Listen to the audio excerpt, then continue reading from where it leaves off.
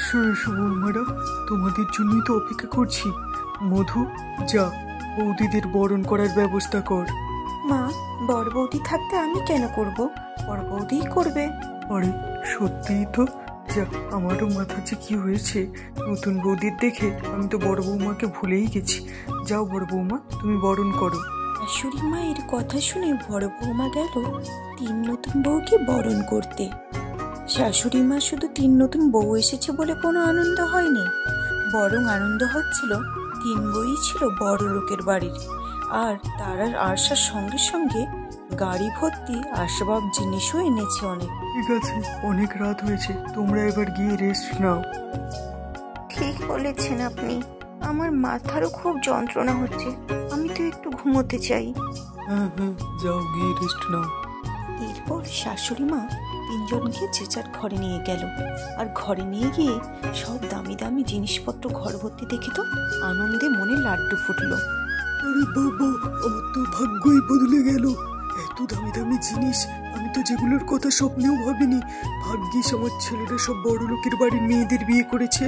আহা, কত আনন্দ হচ্ছে। শাশুড়ি মা, হ্যাঁ বৌমা, বলো। আপনি কি এখনো এখানে দাঁড়িয়ে থাকবেন? আরে না না, আমি তো বেশ এক্ষুনি যাচ্ছিলাম।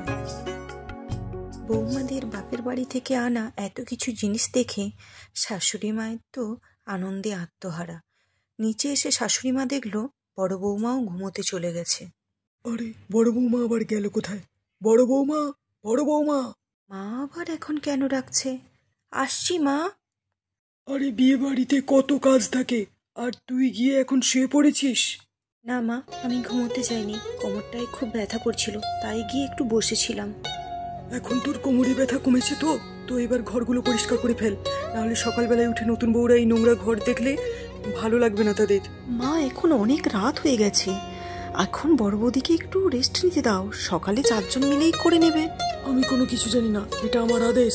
আমি যখন বলেছি এখন পরিষ্কার করতে হবে, তো এখনই পরিষ্কার করতে হবে, এটা যেন নড়চড় না হয়। আচ্ছা আচ্ছা, ঠিক আছে মা, আমি এক্ষুনি সবকিছু পরিষ্কার করে দিচ্ছি চারপাশ। শাশুড়ির কথা শুনে বেচারা বড় বউ চারপাশ পরিষ্কার করতে থাকে। মধুরও তার বড় বৌদির কষ্ট সহ্য হলো না, তাই সেও বড় বৌদিকে সাহায্য। আরে মধু, তুই রেখে দি, এখন অনেক রাত হয়েছে, তুই শুয়ে পড়, আমি সব করে নিতে পারবো। রাত শুধু আমার জন্য নয়, তোমার জন্যও হয়েছে, তাই বেশি কথা না বলে চলো তাড়াতাড়ি 2 জন মিলে কাজগুলো করে নিই, তারপরে একসঙ্গে ঘুমোতে যাব। তারপর আর কি, দুজনেই গরমের মধ্যে ঘেমে মেমে একাকার, দুজনেই একসঙ্গে কাজ করা শুরু করে। চলো, সব পরিষ্কার হয়ে গেছে। ঠিক বলেছ, কিন্তু দুজনেই ঘামে চান করে নিলাম। ঠিক আছে, টাটকা জলে সকালে চান হবে। এরপর দুজনে মিলে চলে যায় যে যার রুমে ঘুমোতে। মধুর রুমে ভালো ফ্যান ছিল, একটা জানালা ছিল, মধু সুন্দর আরামে ঘুমিয়ে পড়ল। কিন্তু বড় বউয়ের বাড়িতে কোনো জানালা ছিল না, ছিল পুরনো অনেক দিনের একটা ফ্যান, যাতে ঠিকঠাক বাতাসও হতো না। না, এই গরমে তো দম বন্ধ হয়ে আসছে, ঘুম আসবে না, যাই গিয়ে ঘরের দরজাটা খুলে দিই। তারপর বড় বউ দরজা খুলে দেয়, খুলে যাই হোক ঘুমিয়ে পড়ে। কিছুক্ষণের মধ্যেই সকাল হয়ে যায়, বড় বউ আবার সব কাজকর্ম করে সবার জন্য খাবার রেডি করে। বাস আর কিছুদিন, তারপরে আমার জায়েরাও আমার সঙ্গে কাজ করবে, আমার সব কষ্ট দূর হয়ে যাবে। কিন্তু এমনটা কিছুই হলো না, একা বড় বউই সব কাজ করলো। 1 মাস কেটে গেল, তবুও 3 বউ কেউ কোনো কাজ করতো না। এদিকে গরম বেড়েছে, 3 জনে সবসময় বসে থাকতো, আর বড় বউ সে একাই সব কাজ করে চলতো। শোনো রিমা, আমি সব কাজই করে নিয়েছি, শুধুমাত্র কয়েকটা বাসন আছে, আর পারছি না, গিয়ে ওটা শুধু তুমি ধুয়ে নেবে। আপনি দেখতে পাচ্ছেন না যে এখন আমি এসিতে বসে একটু আরাম খাচ্ছি? হ্যাঁ, তুমি তো সব সময় আরামই করো। কি এসব কি বলছো তুমি? কি বলতে চাইছো? আর শোনো, একটা কথা বলে দিচ্ছি, এই ঘরের কাজ করবো না, ওই কালো গরিব মেয়েদেরই মানায়, কেমন? আমাদের মতো মেয়েদের নয়। চুপচাপ এখান থেকে বেরিয়ে যাও, আমার এসিতে থাকার আর বাহানা খুঁজো না, বুঝতে পেরেছো তুমি? এরপর বড় বউ চুপচাপ ওখান থেকে বেরিয়ে আসে, কিন্তু সব কথাবার্তা মধু শুনতে পেয়ে যায়। সে গিয়ে তার মাকে সব কিছু বলে, কিন্তু উল্টা বড় বৌমারই ছিল, কি দরকার ছিল ওকে গিয়ে কাজ করার কথা বলার? এসব তুমি কি বলছো মা? তুই ওদের নামে নালিশ করা বন্ধ কর। এমনিতেও ওরা কাজ না করলেও ঠিক আছে, কত বড় ঘরের মেয়ে ওরা, বিয়েতে কত কিছু এনেছে দেখতে পারিস না? তাই ওরা কিছু করবে না। মধু তার মায়ের মুখে এইসব কথা শুনে তো অবাক হয়ে গেল, কিন্তু কিছু করার ছিল না। আর এদিকে সারা দিন তিন বউ বসে বসে শুধু আরাম করত, আর বড় বউ সারা দিন ঘরের কাজকর্ম করত, আর রাতেও না খেয়ে ঘুমিয়ে পড়তো।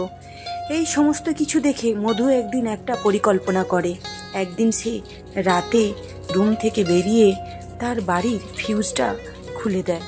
তারপর তিন বই বাড়ি থেকে বেরিয়ে আসে। আরে এশিয়ার লাইট কি করে বন্ধ হয়ে গেল? ও, তোমরা তিনজনেই দেখছি চলে এসেছো। আসলে আজকে শুনেছিলাম কারেন্টের কিছু কাজ হবে, তাই সারা রাত নাকি কারেন্ট থাকবে না। আরে তাহলে আমরা রাতে ঘুমাবো কি করে? বৌমারা, এবার তো যেমন করে হোক শুতে হবে।